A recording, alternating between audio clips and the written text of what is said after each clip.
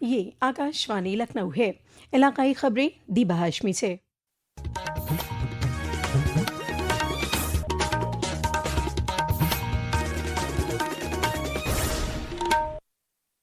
उत्तर प्रदेश के वजीर आला योगी आदित्यनाथ ने अपने गोरखपुर दौरे के दौरान आज गोरखपुर नगर निगम के 9 तख्लीक वार्ड सूरज कुंड में 452 लाख रुपए की लागत से 35,500 वर्ग फीट में तवील कल्याण मंडपम का इफ्तिताह किया।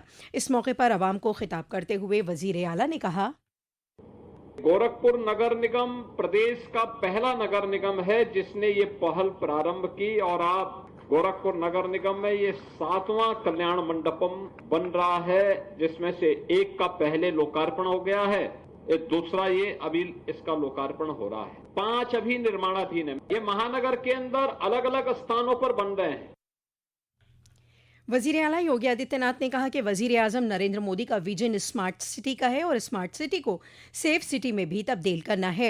सेफ सिटी से मुराद वो जगह जहां ताजिर, बाशिंदे, बेटियां, बुजुर्ग, बच्चे और आम इंसान खुद को महफूज महसूस करें। उन्होंने कहा कि ये इंतजाम सिर्फ नगर निगम का नहीं, मेयर का नहीं, बल्कि नगर निगम के सभी पार्षद भी इसमें ताउन दें और मोहल्लों में सफाई कमेटी तश्कील देकर आवाम को भी बेदार करें और ये सफाई कमेटी अपने अपने मोहल्लों और वार्डों में शजरकारी के प्रोग्राम से जुड़े। वजीर आला ने एक पेड़ मां के नाम मुहिम का जिक्र करते हुए उसकी अहमियत पर रोशनी डाली और आवाम से इस मुहिम का हिस्सा बनने को कहा। उन्होंने कहा कि माहौलियाती दिक्कतों का हल ही एक पेड़ मां के नाम है। नदमियों की अहमियत का जिक्र करते हुए वजीर आला ने कहा कि हमने हर जिले को एक निशाना दिया है कि हर जिला कम से कम एक नदी का रिवाइवल करे। उन्होंने कहा कि मादूम होती नदियों की वजह से आने वाली वक्त में पानी की शदीद कमी का सामना करना पड़ सकता है। इससे कबल वजीर आला ने आज सुबह गोरखपुर के गोरखनाथ मंदिर में मुनक़िद जनता दर्शन में आवाम से मुलाकात कर उनकी दिक्कतें सुनी और उनके तस्वीर की यकीन दहानी कराई। Congress member parliament doctor Shashi Tharoor की क़यादत में सभी पार्टियों के वफ़द ने गुज़िश्ता शब वाशिंगटन में अमेरिका के नायब सदर JD वेंस से मुलाकात की।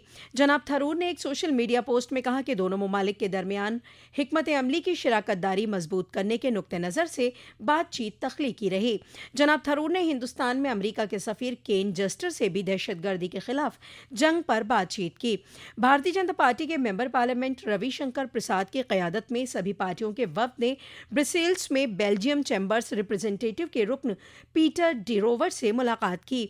मीडिया से बातचीत में जनाब रविशंकर प्रसाद ने पहलगाम दहशतगर्दाना हमले के खिलाफ यकजहती जाहिर करने के लिए जनाब रोवर का शुक्रिया अदा किया। मुल्क में गुज़िश्ता दहाई के दौरान खिदमत, बेहतर हुकूमत और गरीब बहबूद पॉलिसियों के तहत काबिल ज़िक्र तब्दीलियाँ हुई हैं। आकाशवाणी खबरों का शोबा गुज़िश्ता 11 सालों में खुसूसी शोबों में हुकूमत की कोशिशों और हुसूलियाबियों पर खुसूसी सीरीज़ पेश कर रहा है। आज हम मुल्क के वक़ार को कायम करने वाले सकाफ़ती विरसे के तहफ़्फ़ुज़ की कोशिशों का जिक्र कर रहे हैं।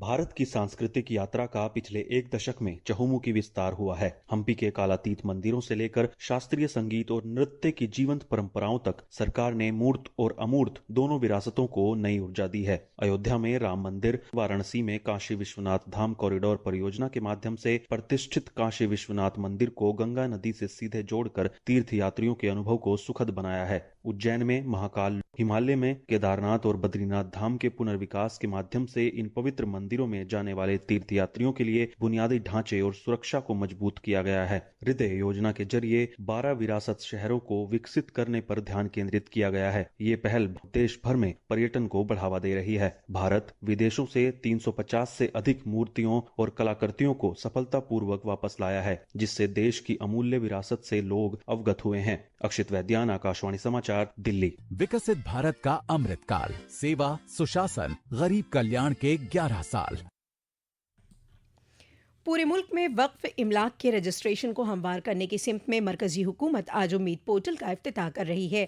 ये पोर्टल हुकूमत के जरिए वक्फ इमलाक के मैनेजमेंट और ज़ाब्ते को मजीद बेहतर बनाने की कोशिशों का हिस्सा है। हुकूमत को उम्मीद है कि ये पोर्टल वक्फ इमलाक के रजिस्ट्रेशन के अमल को आसान बनाएगा और इससे मुतल्लिक़ तनाज़ुं में कमी आएगी। लखनऊ में 2.5 साल की बच्ची की असमत रेजी के मुलजिम को पुलिस ने एनकाउंटर में मार गिराया। आज अल सुबह मुलजिम ने पुलिस टीम को देखते ही उस पर फायरिंग शुरू कर दी। जवाबी कार्रवाई में उसे गोली लग गई। पुलिस ने उसे नजदीकी अस्पताल पहुंचाया, जहां डॉक्टरों ने उसे मुर्दा करार दे दिया। Deputy commissioner of police central Ashish Srivastava ने बताया कि मामला 5 जून का है, जबकि शिकायत दर्ज होने के बाद पुलिस ने कई टीमें बनाकर मुलजिम को पकड़ने की कवायद शुरू कर दी थी और आखिरकार पुलिस को ये कामयाबी हाथ लगी। इसी के साथ आकाशवाणी लखनऊ से इलाकाई खबरों का ये बुलेटिन खत्म हुआ। अगला बुलेटिन दोपहर 2 बजे FM पर नश्र किया जाएगा।